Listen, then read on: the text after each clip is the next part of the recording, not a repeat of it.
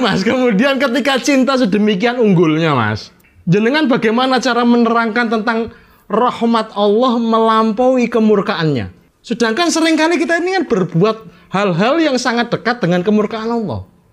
Saya kira justru rahmatnya Allah SWT itu menjadi menonjol karena kita begini nih. Kita nggak pantas dapat rahmat, tapi Allah masih mencintai, ya kan? Nah, menariknya itu katanya Mas Chandra, kita kadang-kadang kalau di dalam bahasa Indonesia itu kan susah membedakan apa bedanya cinta dengan rahmat. Kalau di dalam bahasa Al-Quran itu sebetulnya jelas sekali. Misalnya begini, kalau di dalam perkawinan itu kan disebutkan agar kalian tentram dalam mawaddah dan rahmah. Mawaddah itu kira-kira seperti mahabbah lah. Ya. Ada bedanya sedikit, tapi kira-kira mahabbah. Kita kadang kalau dalam bahasa Indonesia semoga samawa, sakinah dalam cinta dan kasih sayang. Gitu. Tapi kita nggak tahu bedanya cinta dan kasih sayang itu apa. Katanya itu begini, jadi cinta itu adalah perasaan cenderung yang lahir dari kesempurnaan sesuatu yang kita cenderung kepadanya. Jadi karena sesuatu itu sempurna, kita menjadi cinta kepada itu. Tapi kalau rahmah itu adalah perasaan cinta kepada sesuatu yang tidak sempurna. Itu disebut rahmah. Makanya kalau perkawinan, nah ini penting buat Mas Pri. Kenapa disebut dalam mawaddah dan rahmah?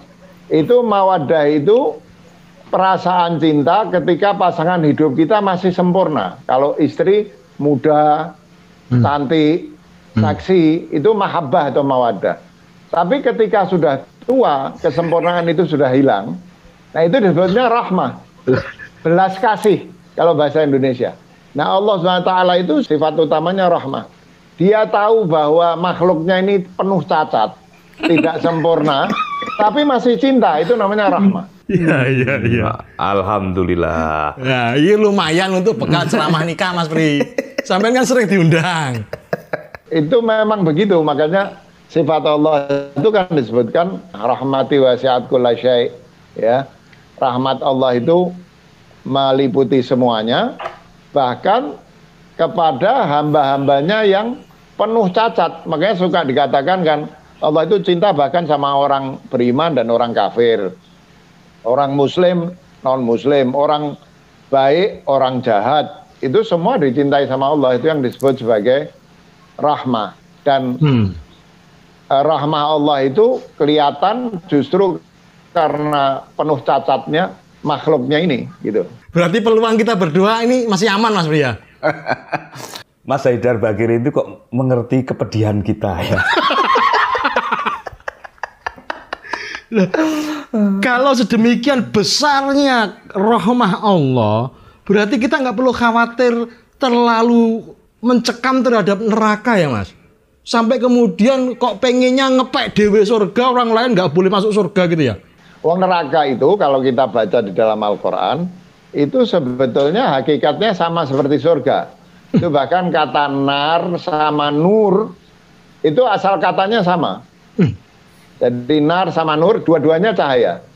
Jadi nur itu cahaya, nar itu cahaya, tapi dia punya sifat panas itu. Tapi sebetulnya nar itu, kalau Mas Chandra ingat kisahnya Nabi Musa waktu diperintahkan oleh Allah ke Bukit Tua untuk menerima kenabian, dia bawa keluarganya. Di dalam Al-Quran kan digambarkan, sampai di satu tempat, Nabi Ibrahim malam hari bilang sama keluarganya, kamu diam di sini, ya, anas tunaron, itu malam kan, orang kalau pergian malam di zaman dulu kan bingung arahnya mana. Ya bilang kamu tinggal sini, anas tunaron. Aku melihat dari kejauhan ada api. Nah itu anas tu itu dalam bahasa Arab bisa berarti dua. Aku melihat dari kejauhan, tapi aku merasa nyaman di sana ada api. Kamu tinggal di sini, nanti saya akan ke sana, saya akan balik membawa secercah api atau cahaya itu yang akan membantu kita di tengah perjalanan malam hari itu. Jadi bahkan Nabi Musa mengatakan api itu sesuatu yang buat nyaman sebetulnya.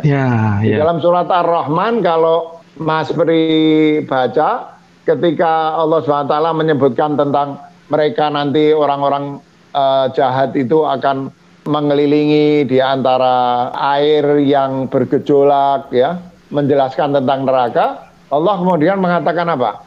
Fabi ayyi ala'i rabbikuma tukadziban. Ya. Karunia atau nikmat Allah manakah yang kamu akan sangkal? Neraka itu sebetulnya bahkan nikmat. Rahmatnya Allah SWT. Ya, nikmat, karunia.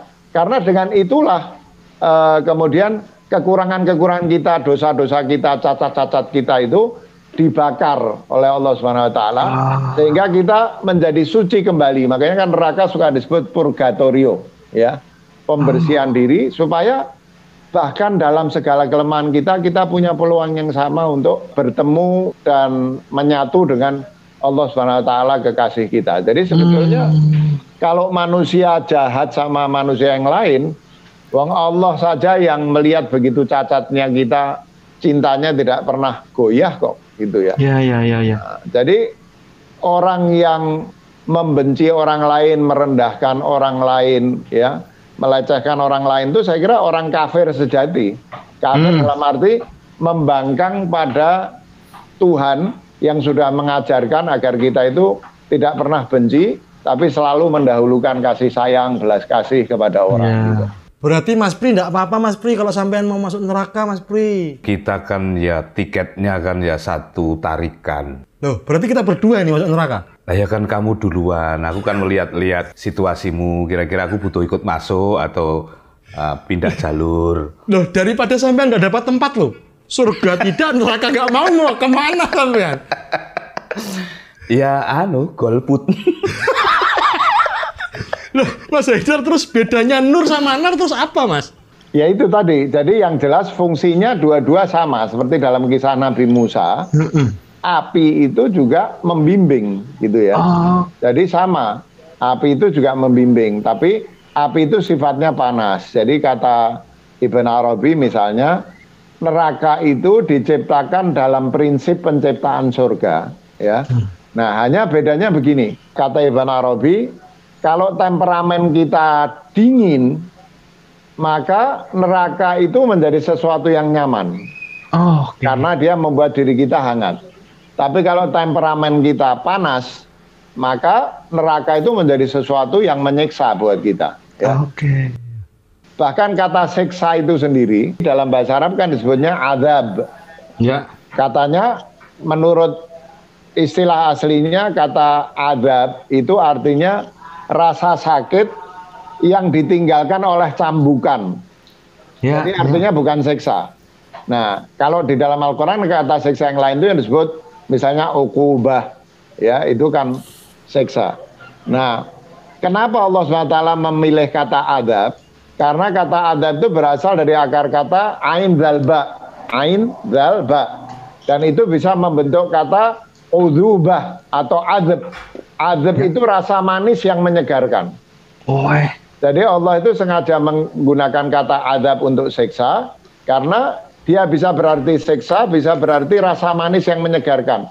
Di dalam salah satu ayat Al-Quran kan Allah menunjukkan keajaiban, ada di lautan yang satu sisinya rasanya asin, satu sisinya azib, manis. Itu disebut azib, manis, menyegarkan, dan mereka bisa bertemu itu, ya. Nah, jadi bahkan ketika menggunakan kata siksa, Allah SWT itu memilih kata yang punya makna manis dan menyegarkan, misalnya. Nah, problemnya di kita sendiri sebetulnya. Saya suka ngasih contoh gini, air dingin. Air dingin itu kan sifat aslinya kalau diminum menyegarkan, kalau dipakai mandi juga menyegarkan.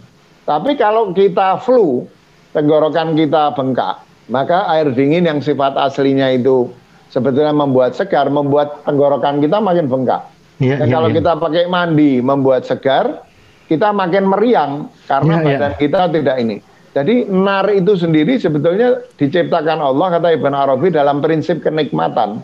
Tapi karena kitanya sakit, maka kemudian kita mempersepsi sesuatu yang sebetulnya prinsipnya kenikmatan menjadi siksaan. Nah, Allah SWT itu kira-kira menyiksa itu artinya mengasih obat. Seperti orang sakit dikasih obat supaya waras. Nah, kalau waras, maka sesuatu yang tadinya terasa tersiksa buat dia akan terasa sebagai sesuatu yang nikmat gitu. Saya merasa tentram loh Mas Bri mendengar ini Mas Bri. Melihat peluang kita masuk surga itu kan kecil ya. Ada penjelasan kayak gini tuh rada bahagia saya Mas Bri. Ini benar-benar hadiah tutup tahun bagi orang-orang penuh dosa seperti kita ini.